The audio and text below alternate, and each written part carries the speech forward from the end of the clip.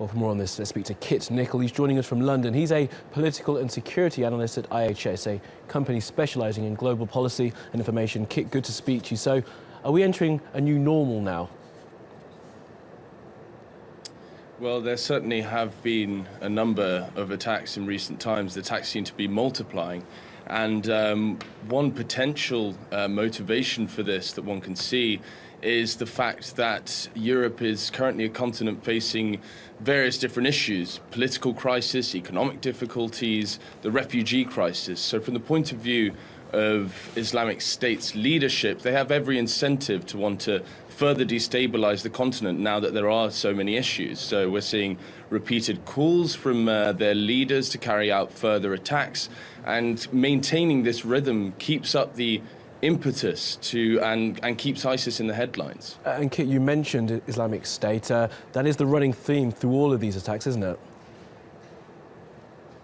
It very much is, yes. And recently we've seen more and more lone wolf attacks as well. Particularly in recent weeks, there have been a number in France and Germany. And one reason for this is potentially the fact that many of them may also be copycat attacks.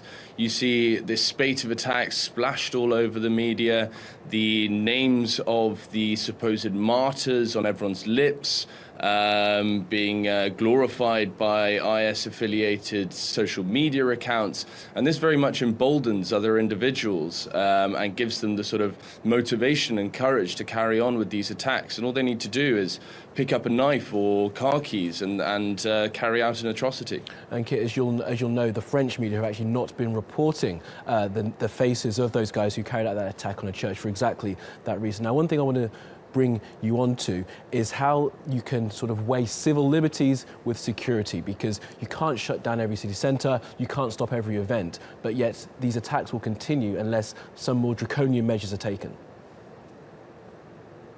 You're absolutely right. I mean, it's very tricky for a government to find that balance between civil liberties and security. And since this latest attack, the socialist government in France has been at pains to stress that it would maintain the constitutional order, that it wouldn't do anything that goes against French democratic principles. Then again, there have been calls both from the opposition and from the population at large for more strict or for policies that could curb this ever-growing terrorist threat in France. So we are going to see more measures being brought in. The opposition are calling for very draconian, as you're saying, measures whereby any French citizen would be interned or any foreign citizen deported, even if they had the most tenuous of link with the terrorist group. Now, the socialist government, we doubt, will bring in reforms of this sort, given the statements that they've been putting out. They've prolonged already the state of emergency. They're going to put more soldiers and police on the streets, even though they already find themselves overstretched, so the numbers are not going to be able to increase that significantly. But they are probably likely to bring in some measures with regards to reforming the intelligence agencies. Now, one of the recommendations of the inquiry into the Paris November attacks was to fuse the 6 intelligence units that deal with counterterrorism in France, seeing as there's often overlap and a bit of competition between them. So fusing these into one single intelligence force, which should have a more coherent approach.